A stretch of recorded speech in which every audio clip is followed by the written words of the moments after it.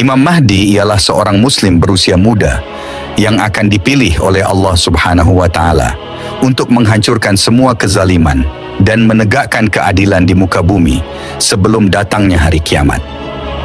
Hal ini diterangkan sangat jelas dalam sebuah hadis Nabi yang diriwayatkan oleh Tabrani. Telah bersabda Rasulullah Shallallahu Alaihi Wasallam, sungguh bumi ini akan dipenuhi oleh kezaliman dan kesemena-menaan. Dan apabila kezaliman serta kesemena-menaan itu telah penuh, maka Allah Subhanahu wa taala akan mengutus seorang laki-laki yang berasal dari umatku. Namanya seperti namaku dan nama bapaknya seperti nama bapakku, Muhammad bin Abdullah. Maka dia akan memenuhi bumi dengan keadilan dan kemakmuran. Sebagaimana bumi telah dipenuhi sebelum itu oleh kezaliman dan kesemena-menaan. Di waktu itu, langit tidak akan menahan setetes pun dari tetesan airnya. Dan bumi pun tidak akan menahan sedikit pun dari tanaman-tanamannya. Maka dia akan hidup bersama kamu selama 7 tahun, atau 8 tahun, atau 9 tahun. HR Tabrani. Hadis lain yang menerangkan tentang kedatangan Imam Mahdi adalah, telah bersabda Rasulullah, pada akhir zaman akan muncul seorang khalifah yang berasal dari umatku, yang akan melimpahkan harta kekayaan selimpah-limpahnya. Dan dia sama sekali tidak akan menghitung-hitungnya. HR Muslim dan Ahmad. Nama Imam Mahdi.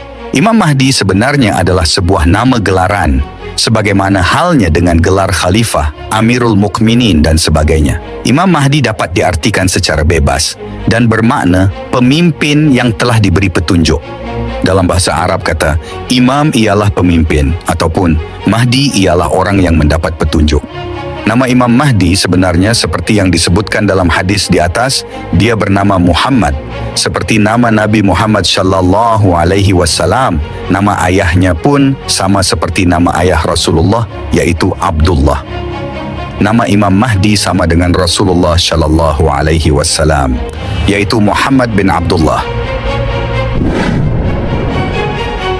Ciri-ciri Imam Mahdi. Tidak ada seorang pun di muka bumi ini yang mengetahui tentang Imam Mahdi dan ciri-cirinya kecuali Rasulullah Shallallahu Alaihi Wasallam, karena Rasulullah dibimbing oleh wahyu. Oleh sebab itu, bagi kita sebaiknya tempat untuk merujuk tentang perkara ini adalah apa yang Rasulullah katakan dalam hadis-hadisnya sebagai berikut. Telah bersabda Rasulullah Shallallahu Alaihi Wasallam, Al-Mahdi berasal dari umatku, berkening lebar, berhidung panjang dan mancung.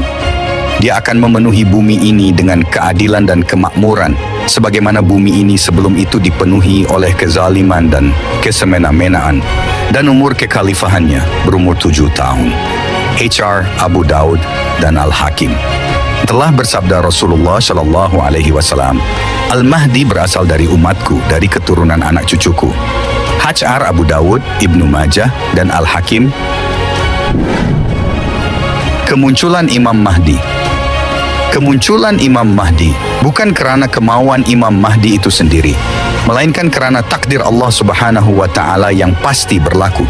Bahkan Imam Mahdi sendiri tidak menyadari bahwa dirinya adalah Imam Mahdi, melainkan setelah Allah Subhanahu wa taala mengislahkannya dalam suatu malam, seperti yang dikatakan dalam sebuah hadis berikut. Telah bersabda Rasulullah Shallallahu Alaihi Wasallam, Al-Mahdi berasal dari umatku yang akan diislahkan oleh Allah dalam satu malam. HR Ahmad dan Ibnu Majah. Kemunculan Imam Mahdi akan didahului oleh beberapa tanda-tanda, sebagaimana yang disebutkan dalam beberapa hadis berikut. Aisyah Ummul Mukminin radhiyallahu anha telah berkata, pada suatu hari tubuh Rasulullah Shallallahu Alaihi Wasallam bergetar dalam tidurnya. Lalu kami bertanya, mengapa engkau melakukan sesuatu yang belum pernah engkau lakukan, wahai Rasulullah? Rasulullah menjawab, akan terjadi suatu keanehan, yaitu bahwa sekelompok orang dari umatku akan berangkat menuju Baitullah, Ka'bah, untuk memburu seorang laki-laki Quraisy yang pergi mengungsi ke Ka'bah, sehingga apabila orang-orang tersebut telah sampai ke padang pasir, maka mereka ditelan bumi. Kemudian kami bertanya, bukankah di jalan padang pasir itu terdapat bermacam-macam orang? Beliau menjawab, Benar, di antara mereka yang ditelan bumi tersebut ada yang sengaja pergi untuk berperang, dan ada pula yang dipaksa untuk berperang, serta ada pula orang yang sedang berada dalam suatu perjalanan, akan tetapi mereka binasa dalam satu waktu dan tempat yang sama, sedangkan mereka berasal dari arah niat yang berbeda-beda. Kemudian Allah Subhanahu wa Ta'ala akan membangkitkan mereka pada hari kebangkitan menurut niat mereka masing-masing. HR Bukhari Muslim. Telah bersabda Rasulullah Shallallahu Alaihi Wasallam, seorang laki-laki akan datang ke Baitullah Ka'bah, maka diutuslah suatu utusan oleh penguasa untuk mengejarnya. Dan ketika mereka telah sampai di suatu gurun pasir, maka mereka terbenam di telan bumi. HR Muslim. Telah bersabda Rasulullah Shallallahu Alaihi Wasallam, sungguh Baitullah ini akan diserang oleh suatu pasukan, sehingga apabila pasukan tersebut telah sampai pada sebuah padang pasir, maka bagian tengah pasukan itu ditelan bumi. Maka berteriaklah pasukan bagian depan kepada pasukan bagian belakang, di mana kemudian semua mereka ditenggelamkan bumi, dan tidak ada yang tersisa, kecuali seseorang yang selamat, yang akan mengabarkan tentang kejadian yang menimpa mereka. HR Muslim, Ahmad, Nasai, dan Ibnu Majah. Telah bersabda Rasulullah akan dibayat seorang laki-laki antara makam Ibrahim dengan sudut Ka'bah. HR Ahmad, Abu Dawud telah bersabda Rasulullah Shallallahu Alaihi Wasallam, suatu pasukan dari umatku akan datang dari arah negeri Syam ke Baitullah Ka'bah untuk mengejar seorang laki-laki yang akan dijaga Allah Subhanahu wa Ta'ala dari mereka. HR Ahmad. Kepemimpinan Imam Mahdi. Dalam hadis yang disebutkan di atas, Imam Mahdi akan memimpin selama 7 atau 8 atau 9 tahun. Semasa kepemimpinannya, Imam Mahdi akan membawa kaum muslimin untuk memerangi kezaliman, hingga satu demi satu kezaliman akan tumbang takluk di bawah kekuasaannya.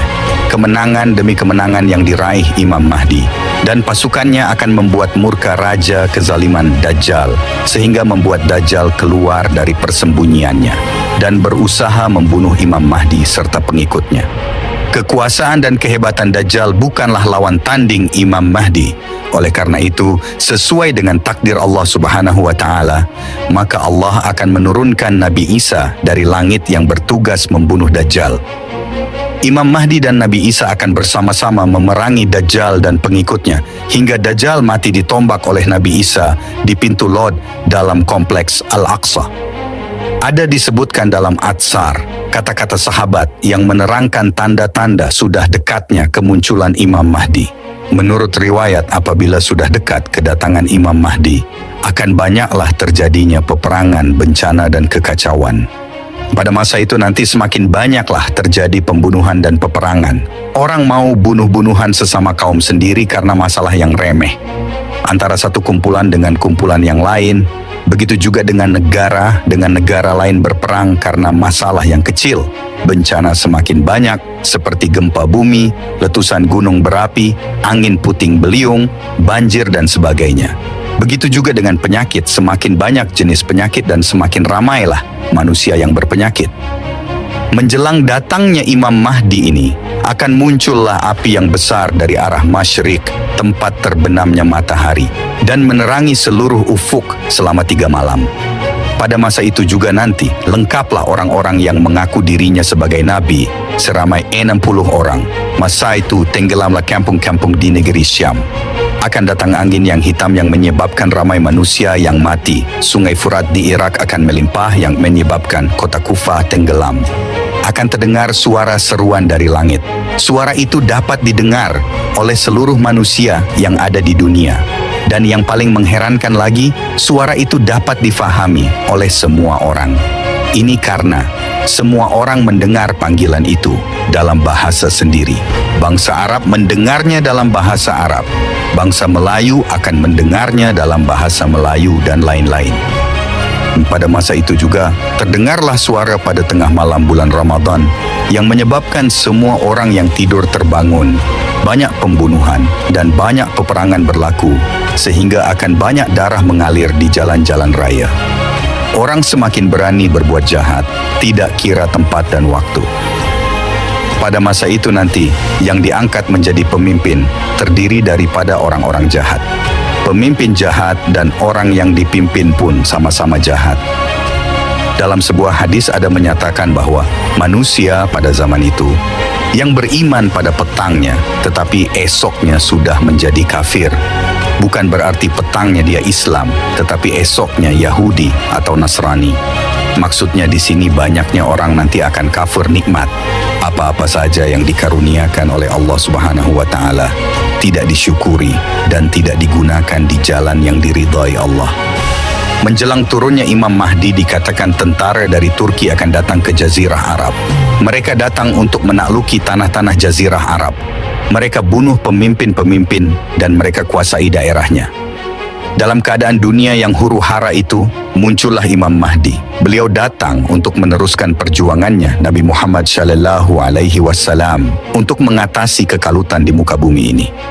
Semua makhluk di muka bumi ini gembira dengan kedatangan Imam Mahdi, bukan dari kalangan manusia saja, bahkan dari binatang, hewan buas, burung-burung, dan lain-lain. Imam Mahdi itu adalah seorang lelaki yang soleh daripada keturunan Nabi Muhammad. Dia diangkat menjadi pemimpin ketika manusia di seluruh dunia begitu buruk keadaannya. Imam Mahdi akan diangkat sebagai pemimpin setelah dilihat beliau berilmu, berakhlak, dan mempunyai banyak kelebihan. Manusia pada zaman itu berharap agar Imam Mahdi ini dapat mengembalikan dunia kepada kebaikan. Imam Mahdi itu tidak mengetahui bahwa dirinya itu adalah Imam Mahdi yang ditakdirkan oleh Allah Subhanahu wa Ta'ala untuk diutus ke dunia sebagai penyelamat umat akhir zaman.